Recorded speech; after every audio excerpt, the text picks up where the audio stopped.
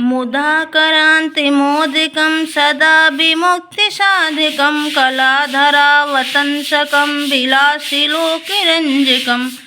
अनायकैकनायकं विनाशिते विदैत्यकं